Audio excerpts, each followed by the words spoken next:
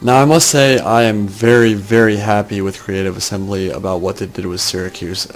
Previously, when I first heard about Syracuse being released as a new faction, I wasn't too excited because I'd gone in and looked at their faction roster before this patch came out when I was on the All Factions mod, and they didn't have any unique units. They were literally copy and paste of Athens, basically, and I was very pleased when I booted up the game to find out that they actually have some unique units. So doing a faction overview of them is actually worth our time, I believe. Now, Pict Hoplites are a new unit that were added to both Athens and Syracuse, and these guys have ridiculous stats. They are really good hoplite unit.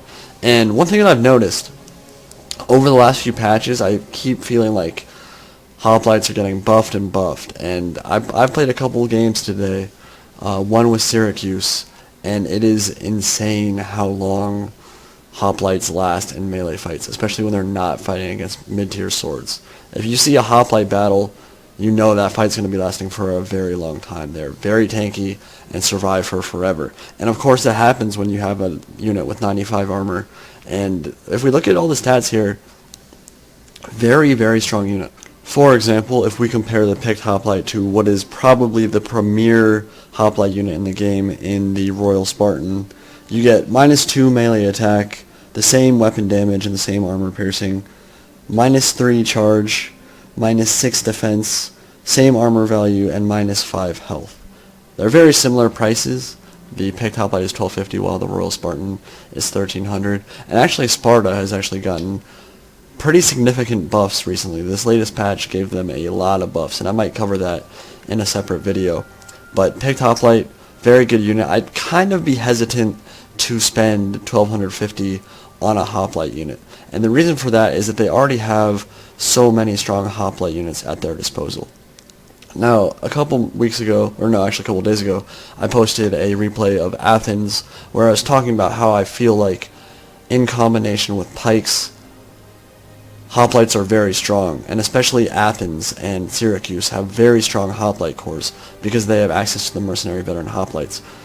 And we can talk about that a little bit, but what I really want to focus on at the moment are the new units for Syracuse, and these are the Mercenary Campanian Cavalry, which I'll get to in a few minutes, and the Mercenary Etruscan Hoplites, and the Mercenary Samnite Warriors.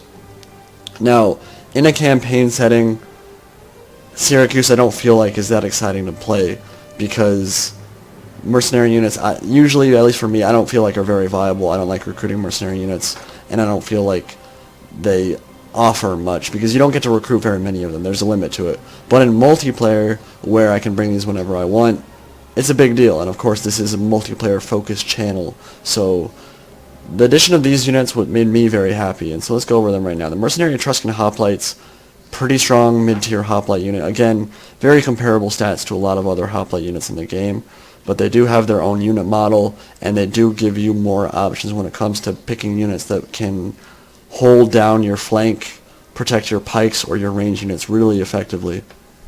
And they have a good armor value, they have a good melee defense value, pretty cost-effective unit.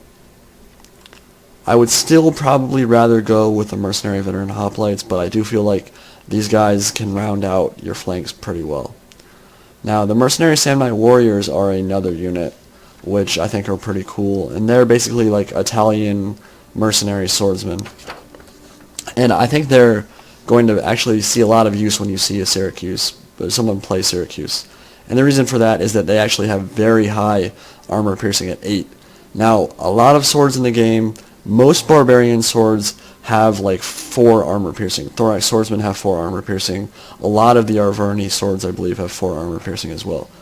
The Roman, a couple of the Seleucid swords, and these guys, and the Lusitani and Urvasi are like the only factions in the game that have really high armor piercing damage on their swords. And I realize I just named like half a cast in Rome 2, so disregard that. But a lot of sword units in this game have only 4 armor piercing damage. So the ones that have the 8 armor piercing or the 10 armor piercing, those are the guys that you're typically going to see have a lot of killing power. And while the melee attack and weapon damage aren't amazing, on these guys, they do have a lot of armor piercing, which kind of makes up for that fact. They have a very cool unit model, which I'll show again when we go into the battlefield. And they have a high armor value, which means they're tanky, very good flanking unit, and can kind of survive in a fight for a while, which is a really good thing for a sword unit. When I was talking about the Lusitani and the Urvasi, what I was saying about those was that they don't get to survive in a fight for very long because they have such low armor values. 85 armor is one of the highest armor values in the game for any sword unit. So while I don't think they're amazing elite sword units, for their cost, which is 760 talents, definitely worth bringing. And I think you'll see this as a core for those Syracusan players who want to bring a sword core, and I think it's a pretty effective one at that. Personally, I'd still probably prefer a hoplite core with skirmish, but that's just me. Again, we'll see how the meta game with Syracuse develops, or I guess that might be a micro game, as it were. Another thing that happened in this patch was that Thorax Swordsman got a really big buff, like a really big buff. And of course this isn't just for Syracuse. A lot of the Hellenic factions have access to the Thorax Swordsman, but we can go over those stat increases right now.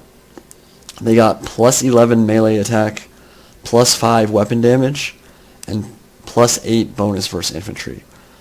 Before Thorax Swordsmen were trash, you would very, very rarely see them get picked up by any competent player in the multiplayer scene because they had 27 melee attack, and for a sword unit, that's basically useless. Like, they don't kill anything. They had only 2 armor piercing before, I believe, and they have 4 now.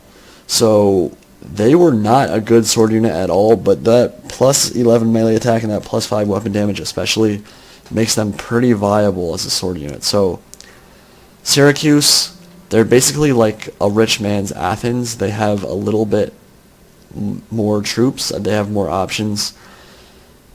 And one thing that I still haven't talked about yet, and I think this is actually maybe the highlight of the Syracusan unit roster, is the Mercenary Companion Cavalry.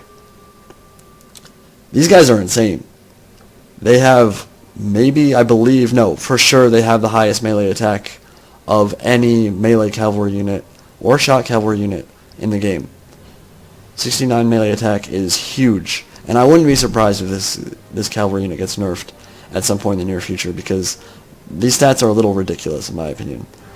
I've used them. They're a really strong unit. Now they don't have a good charge bonus at all. It's only 33. But as anti-infantry, I can't really see too many melee cav units in the game being better.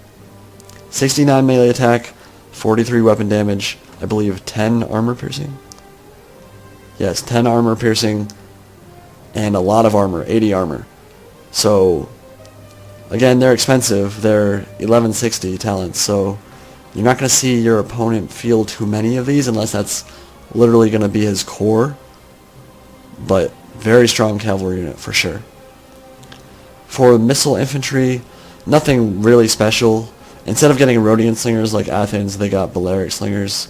There's virtually no difference between those two, except a slight difference in the armor value, so there's nothing special there. And then the rest of the faction roster is basically the same as Athens. They also have Hippias Lancers again, which Athens share with them. So we're going to go into a battle now and just show you what the units look like and look at the new unit model. So I'll see you in a second. A little funny thing I noticed about the Mercenary Companion Cavalry is that they actually don't have any weapons, and that's a little glitch I'm sure that CA doesn't know about yet, but I made a forum post about it, so hopefully that'll get fixed soon. They don't actually carry any weapons right now. But what I think about the Mercenary Companion Cavalry, like I said, they have insane stats, but remember that they do cost 1,200 talents, and I still feel like the most effective Syracuse, and I don't even know what the plural of Syracusan, I'm just going to say Syracusan, the most effective Syracusan builds probably aren't going to revolve around these guys. In fact, the most effective builds might not even be able to afford them. I still think that, much like Athens, the most effective build with Syracuse is going to be a pike front line, maybe 4-5 pikes with hoplites on the flanks, and then maybe a couple of sword units, maybe the Thorax Swordsman or the Mercenary Samnite Warriors for flanking hammer and anvil charges. I don't think that as these factions, you need to bring a lot of cavalry. They're a lot like Sparta in that way, in that their spears are so strong and so good as anti-cavalry that you really don't need to bring a lot of cavalry with them. So while I definitely think that you might see these units occasionally, and they certainly are a very good cavalry unit, you might not see them in competitive play all that much because they cost so much, and the Athenians, the Syracuse, they don't need to bring a lot of cavalry. So looking at the units here, these are the Mercenary Etruscan Hoplites. They are pretty unique looking. I'm not sure what kind of armor that is actually, but pretty cool looking unit there. These are the Mercenary Samnite warriors. They are Italian, I believe. These guys used to fight with the Romans. That's my knowledge of history on the subject. Don't know much about them. Samnite, I believe the Samnites were on the Italian peninsula though. Thorax Swordsmen actually did get a different armor now, so they did get a little visual upgrade, I guess. And then if we move over to the Pict Hoplites, again the cream of the hoplite units in the game, probably only matched by Royal Spartans. Pretty cool looking units there. So again, while in campaign I'm not sure that they'd be that much fun because a lot of those mercenary units that make them unique you wouldn't be able to recruit a lot of. In multiplayer they definitely have their own unique flavor, and I do think they're going to be a faction that's a lot of fun to play. So I hope you guys enjoyed this faction overview. Again, we'll probably move on to some multiplayer content, and sometime relatively soon Madness and I are going to announce our next head-to-head campaign, so stay tuned for that.